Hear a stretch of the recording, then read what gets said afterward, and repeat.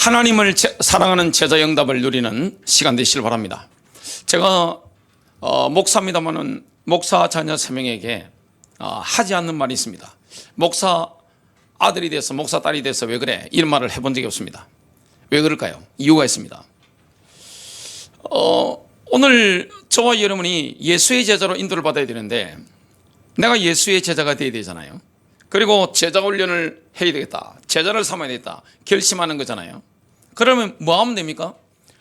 내가 예수의 제자로서 예수의 충만함을 누리면서 하나님의 아름다움을 누리면서 주변에 있는 사람들을 그 하나님 나라에 매혹되도록 만드는 거잖아요. 잘못하면 제자 훈련을 하는 것이 사람을 누를 수가 있습니다. 보통 제자 훈련 그러면 뭘 가르칩니까? 예수님이 가르치신 말씀에 대해서 동조하는 거, 뭐 아멘해라, 아멘해 하면서 이렇게 동조시키는 거, 그리고 정확한 교리를 고백하게 만드는 거, 도구마에 대한 훈련을 교회에서 많이 합니다. 메시지 훈련 이렇게 막 넣게 만듭니다. 사람을 잘못하면 어떻게 됩니까? 교만하게 만드는 겁니다. 정말 제자 훈련을 제대로 받으면 마음이 겸손해지고 사랑이 나오고 사람을 긍휼히 보고 이렇게 폭이 넓어지는데, 잘못하면 어떻게 됩니까? 메시지를 이게 지적으로 막 받아들여서 사람을 허물 잡고 이렇게 지적질 많이 하는 이런 사람으로 만들 수가 있습니다. 그리고 교회 활동을 열심히 하게 만드는 거, 이게 제자 훈련처럼 보입니다. 또 황홀한 신비 체험하는 거, 이런 체험을 하는 걸 제자 훈련에 초점을 맞출 수 있습니다. 그런데 여기에 초점 맞추면 어떻게 되느냐? 사람을 누를 수가 있는 겁니다. 그리고 사람들을 예수 그리스도로부터 분리시킬 수가 있습니다. 편협한 율법주의자로 만들어버립니다. 교회 예수의 제자가 되어야 되는데 예수님이 편협한 율법주의자가 아니셨잖아요. 잘못하면 교회에서 제자 훈련은 많이 받고 메시지 훈련 많이 받아서 어떻게 됩니까? 남을 판단하는 율법주의자가 되어버리는 겁니다. 예수님은 전혀 그렇게 하지 않으셨는데 교회가 왜곡된 제자 훈련을 할 수가 있는 겁니다. 제자 훈련의 목표가 무엇입니까? 하나님을 뜨겁게 사랑하는 제자, 하나님을 뜨겁게 사랑하는 겁니다. 그리고 예수 그리스도에 대한 그런 불타는 그 사랑이 있는 겁니다. 성삼위 하나님에 대한 애타는 사랑, 이것이 막 올라오는 겁니다. 그러면 예수님이 하신 말씀에 내가 동조하는 게 저절로 따라오는 겁니다. 예수님의 그 메시지, 그 말씀, 이걸 외우지 말라고 해도 외우게 되어 있습니다. 왜냐? 주님을 사랑하게 되는 그 주님의 말씀, 그 교리에 전적으로 내가 따라가게 되죠. 내가 주님을 사랑하기 때문에 교회 활동이라든지 이게 마음이 움직여가지고 막 하게 돼 있는 겁니다. 억지로 막 하는 게 아닙니다. 억지로 하면 잘못하면 어떻게 됩니까? 하나님과의 관계가 단절되어 버리는 겁니다. 죄책감이 막 밀려오는 것을 경험하게 되는 겁니다. 그래서 제일 위험한 사람들이 누굽니까? 목사 장로 자녀, 권사님들 자녀, 교회 수십 년 동안 다니면서 잘못하면 어떻게 됩니까? 교리 외워라, 열심히 교회 활동해라, 헌신해라, 이런 게 말은 다 맞는데 그 마음에 주님을 뜨겁게 사랑하는 마음이 없는데 그걸 의식적으로 하려고 하니까 얼마나 부담되고, 그걸 못하니까 얼마나 눌립니까? 주님을 뜨겁게 사랑하면 교회 활동 기쁨을 하게 되어 있습니다. 그리고 교리에 대해서, 주님 말씀에 대해서, 메시지에 대해서 뭡니까? 뜨겁게 따라가게 되어 있습니다. 주님을 닮은 제자로 인도받게 되어 있습니다. 그래서 우리는 예수께서 하신 말씀에 제자 훈련, 내가 교회 다니면서 목표로 삼는 그 초점을 맞춰야 됩니다. 요한일서 1장 5절입니다. 우리가 그에 관하여 듣고 너희에게 전하는 말이 이것이니 곧 하나님은 빛이시요 그분 안에는 어둠이 전혀 없다는 것이라. 사랑 안에는 두려움이 없습니다. 주님을 사랑하면 어떻게 되느냐? 굉장히 자유하게 됩니다. 위대하시고 아름다우신 하나님으로 우리의 마음이 충만할 때 예수님께서 명령하신 모든 것을 지키는 것은 당연한 겁니다. 쉬워지는 겁니다. 제자 훈련이 뭡니까? 말씀을 따라 사는 거죠. 말씀대로 인도받는 거죠. 이걸 억지로 하려면 얼마나 힘듭니까? 근데 우리의 마음이 정말 위대하시고 아름다우신 하나님으로 충만하다, 따라오는 거죠. 그분이 말씀을 지키는 거는, 말씀 따라가는 거, 말씀대로 사는 거, 이거는 기쁨으로 막 따라가게 되는 겁니다. 자원에서 이게 되어지는 겁니다. 주님을 사랑하는 제자, 이게 제자 훈련의 목표입니다. 이게 핵심 목표예요.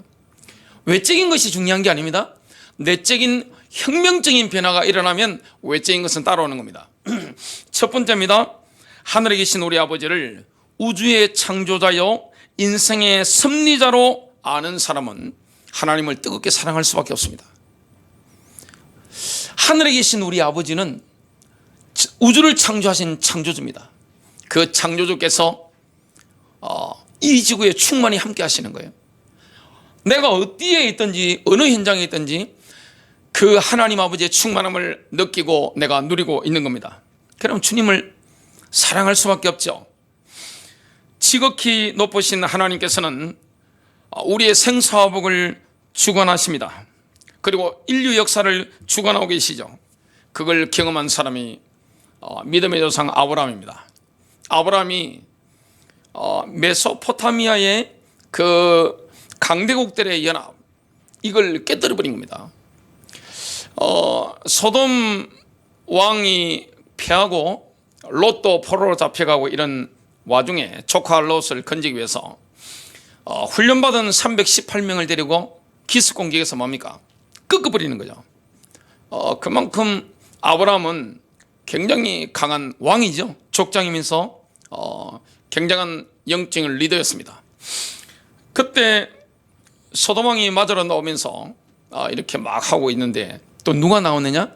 지극히 높으신 하나님의 제사장 멜기세덱이 나온 겁니다.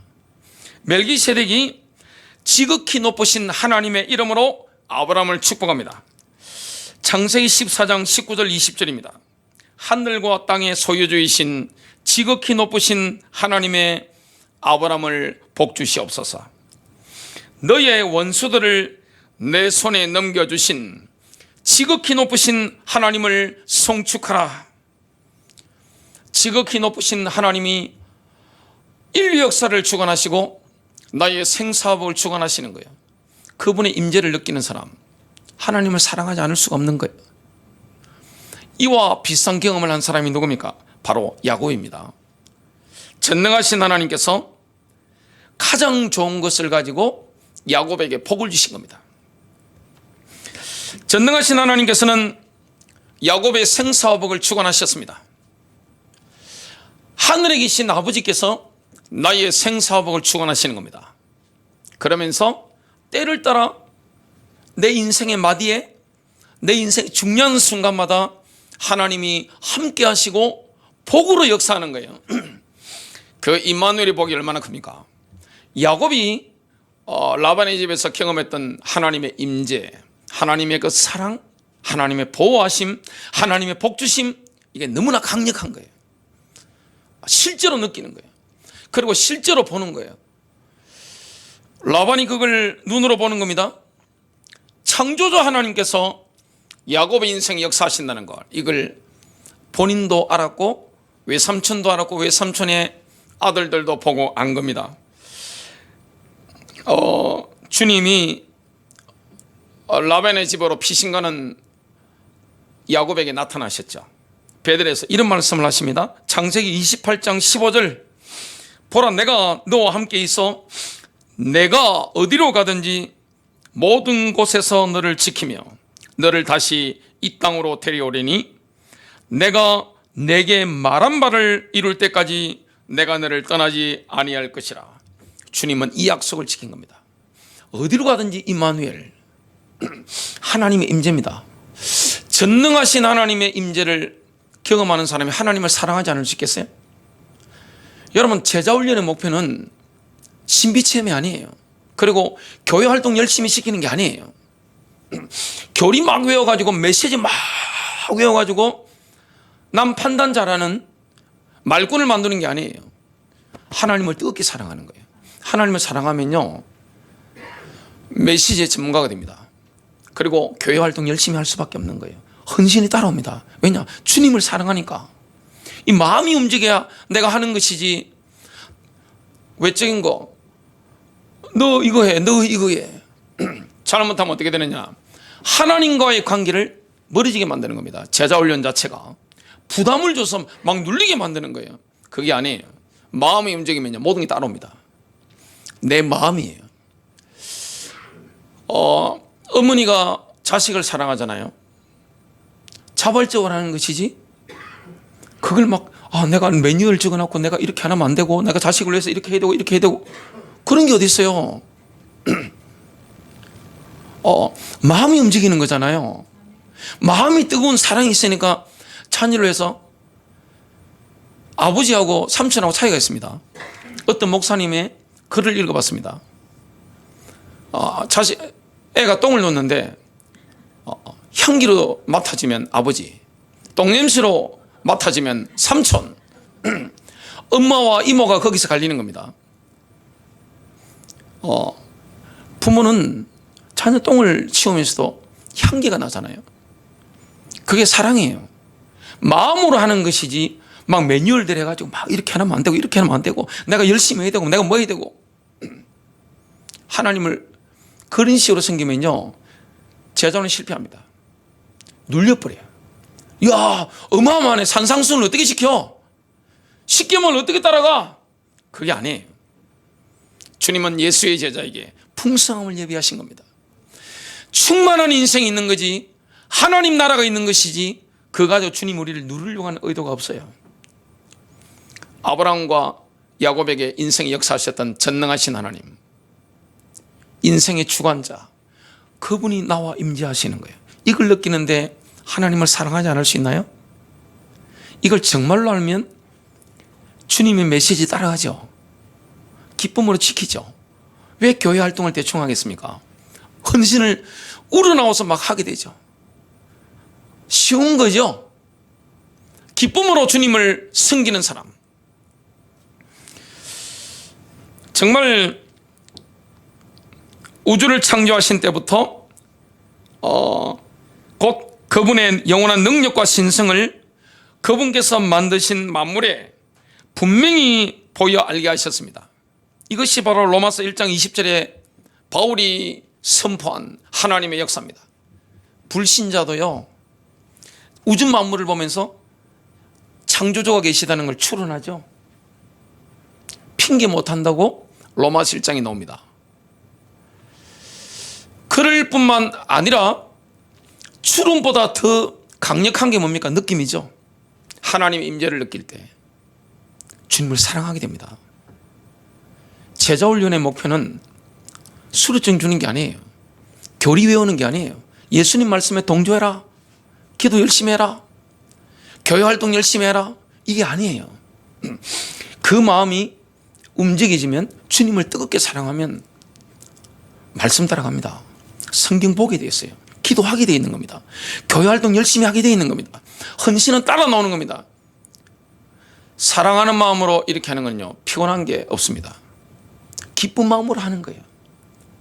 그거 해놓고 나서도 내가 더 못해서, 그죠? 더 못해서 내가 미안한 거지. 저희 어머니께서 저한테 늘 하시는 말씀이 있습니다. 어머니 감사합니다. 그러면 아니야, 내가 미안해. 더 많이 못해줘서 미안해. 늘 이 마음이잖아요.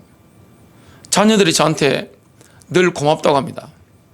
근데 제 마음에는 어떤 마음이 있을까요? 더 많이 못해서 미안한 마음이 있는 거죠. 그 사랑 아니에요? 죽어도 더 주고 싶고, 모든 걸 다 주고도 뭐합니까? 더 많이 못 줘서 미안한 마음. 자발적으로 움직이는 거죠. 중요한 것은 마음이지. 아니, 예배당에 왔는데 하나님을 향한 뜨거운 마음도 없는데 주님 뭐라고 하셨습니까? 그들이 입술로는 나를 존경하나 그들의 마음은 내게서 멀리 떠났으며. 이사야 29장 13절이죠. 예배당에 오는 게 중요한 게 아닙니다. 내가 헌금하는 것보다 중요한 게 뭡니까? 헌신하는 것보다 중요한 게 나의 마음이 주님을 향해 있는 겁니다. 이게 제자 훈련의 목표입니다. 두 번째입니다. 하나님께서 죄인된 우리를 위하여 그 아들을 십자가에 죽게 하셨구나. 이걸 아는 사람은 하나님을 뜨겁게 사랑하게 됩니다. 제자 훈련의 목표는 메시지 훈련이 아니에요. 주님을 뜨겁게 사랑하는 거예요. 아무리 수료증 받고 하더라도요, 주님을 사랑하지 않는데 어떻게 교회를 사랑하며, 어떻게 내가 말씀을 따라가며, 어떻게 내가 교회를 충성합니까? 못합니다. 결국에는 사요나라입니다. 사요나라. 강요한다고 되는 게 아니에요. 부모님이 주님을 사랑하는지 안 사랑하는지 자녀들이 알까요, 모를까요? 압니다. 부모가 주님을 뜨겁게 사랑하잖아요. 그러면 거기에 매력을 느끼게 되어 있습니다. 그리고 따라오게 되어 있습니다. 결국에 따라옵니다. 결국에는 부모 따라가는 거예요. 제가 주님을 사랑하는지 사랑하지 않는지는 여러분들이 아시고 계십니다. 왜 모릅니까? 사람이 다 알아요. 내 마음이 주님을 뜨겁게 사랑하니까 교리를 열심히 공부하게 되죠. 제가 이번 주 안에 느낀 게 뭐냐면, 야, 어떻게 이렇게 말씀이 이렇게, 야, 어떻게 이렇게 은혜로울 수 있는가. 야, 정말 이런 진리를 깨닫는 게, 야, 이거 완전 보화를 캐는 거구나. 너무 감동되는 거예요. 그리고 주님을 섬기는데 기쁨으로 섬기잖아요. 그게 억지로 됩니까? 아, 너 교회 열심히 와야 돼. 아, 이거 헌신해야 돼. 아, 이거 좀 외워봐. 왜 그것도 못 외워? 그게 아니에요. 자꾸 제자훈련의 목표를 교회 활동에만 맞추니까 안 되는 거예요. 메시지 훈련만 자꾸 하니까 안 되는 거예요. 그 마음이 주님을 뜨겁게 사랑하는 거. 마음이 있어 보세요. 지금 경북 김천에도 와 계시잖아요. 김천에서. 그죠? 마음이 있으니까 오는 거지. 억지로 주일날은 김천에서 와야 됩니다. 그러면 되겠어요, 그게? 예? 돈이 얼마나 들어가며, 에너지가 얼마나 들어가며, 직장 생활이 얼마나 힘들어요. 그죠? 잠도 모자라는데, 마음이 있으면요, 기쁨으로 갑니다. 중요한 것은 다른 이유가 아니에요. 제자훈련의 핵심이 뭡니까? 하나님을 뜨겁게 사랑하는 사람. 마음으로 주님을 사랑해야 되지. 내가 주님을 사랑한다. 온라인이든 오프라인이든 그게 무슨 중요합니까, 그게? 내가 예배당에 있느냐, 아니면 병원 안에서 지금 예배 온라인으로 드리느냐, 아니면 내가 집에서 온라인으로 예배 드리느냐, 이게 무슨 차이가 있냔 말이에요. 중요한 건 내 마음이에요. 내가 주님을 사랑합니까? 나머지 따라오는 거 아니에요. 헌금하라고 해서 헌금하는 사람 본 적이 없습니다, 저는. 돈 있다고 헌금합니까? 덜덜 떱디다. 그렇게 돈 많은 사람이 만 원짜리 헌금하는데 뜹니다. 중풍 걸렸습니까? 중풍? 이렇게 막 뜬다니까요. 기쁨으로 내가 교회 활동을 하는 거죠. 기쁨으로 헌신하고 헌금하는 거죠. 기쁨으로 주님의 말씀을 연구하는 거죠. 기쁨으로 내가 주님을 만나기 위해서 기도 속에 들어가는 거지. 억지로 이걸 어떻게 합니까? 억지는 못해요. 마음을 움직이니까, 내 마음이 주님을 향하니까 따라오는 거죠. 모든 게 피곤한 줄 모릅니다. 힘든 줄 모르고 나도 모르게 하게 되는 거예요. 헌신해라, 메시지 배워. 도리어 부담만 줍니다. 도리어 하나님과 더 멀어지게 만듭니다. 완전 눌리게 만드는 거예요. 편협한 율법주의자가 얼마나 무서운지 압니까? 폭넓은 사람이 되어야 됩니다. 하나님 나라 누리는 사람.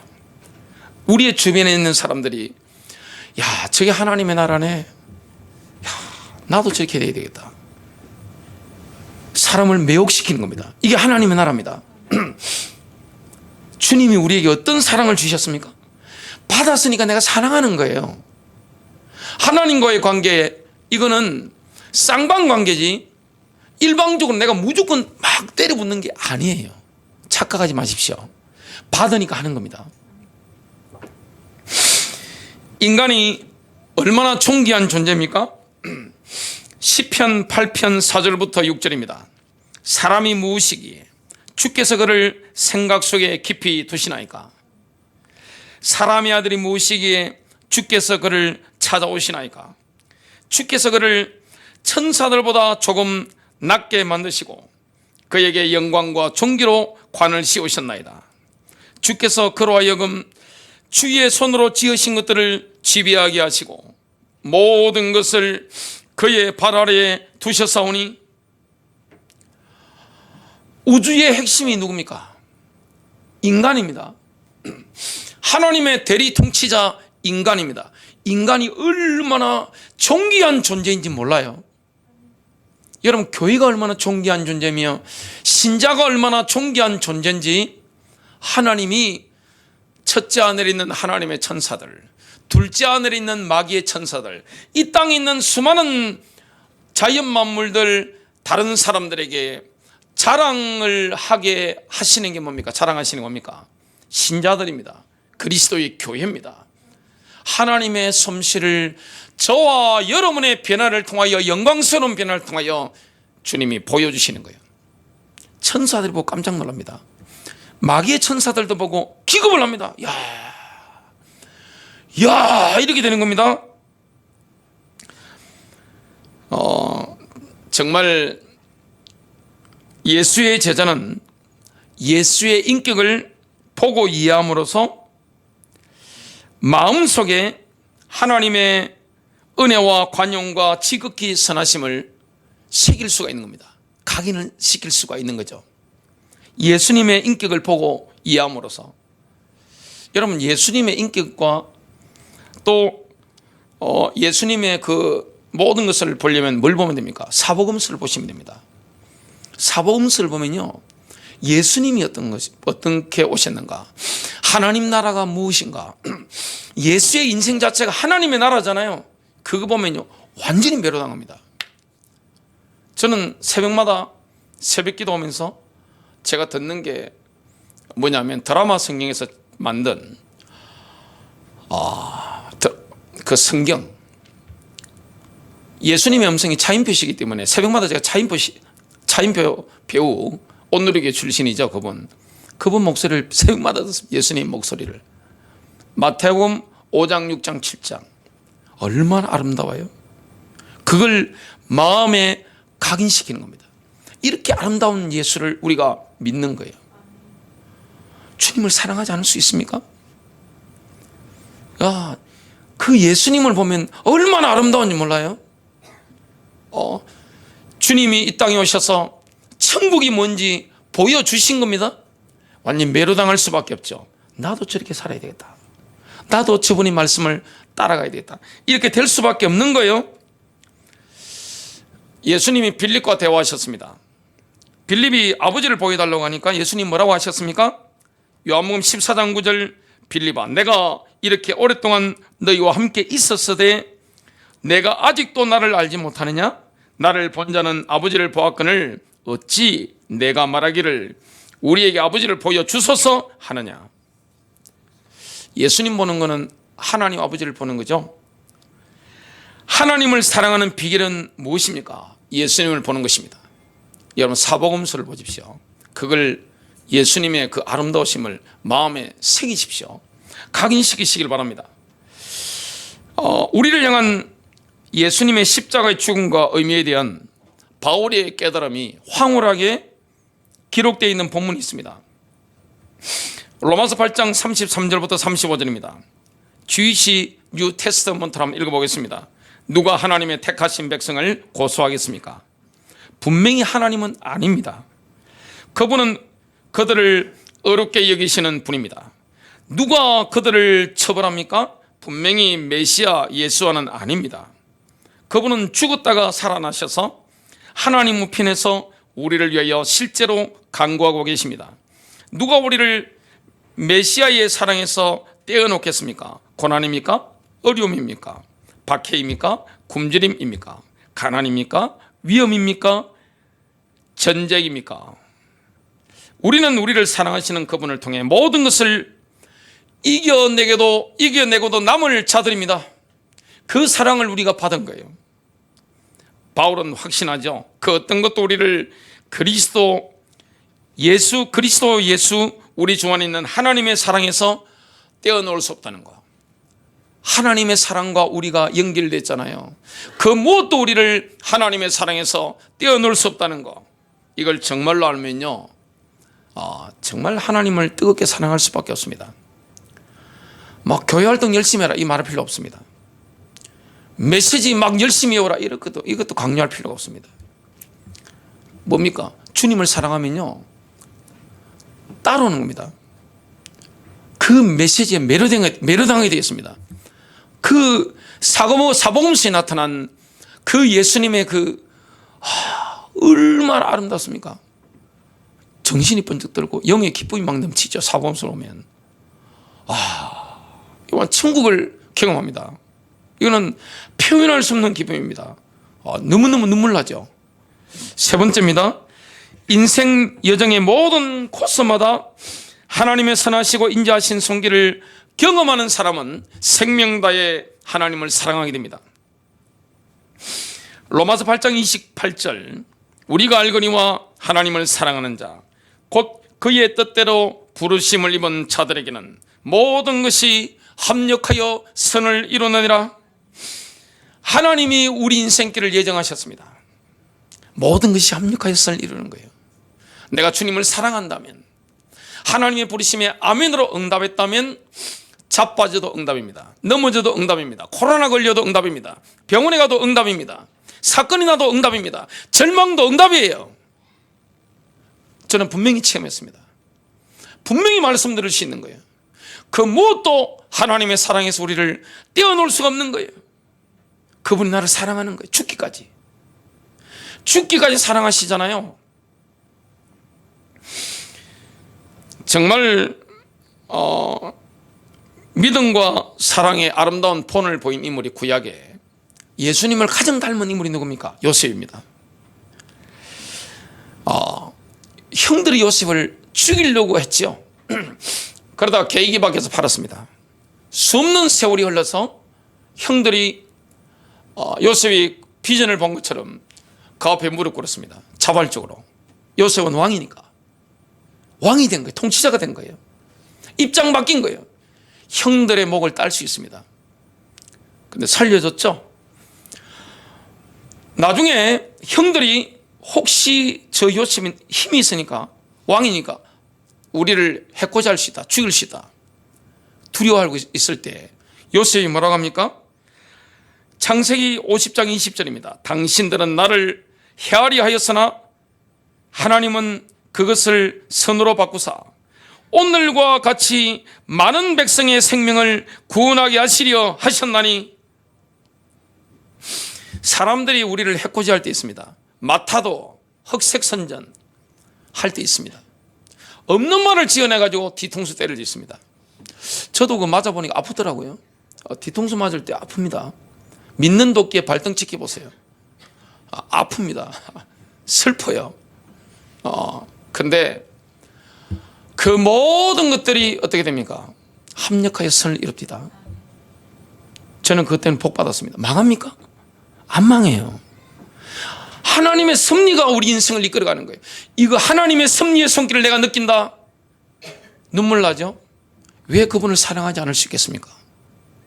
그러면 정말 이런 걸 우리가 알게 될 때 예수께서 명령하신 모든 것을 지킨다. 이거는 따라오는 거 아니에요?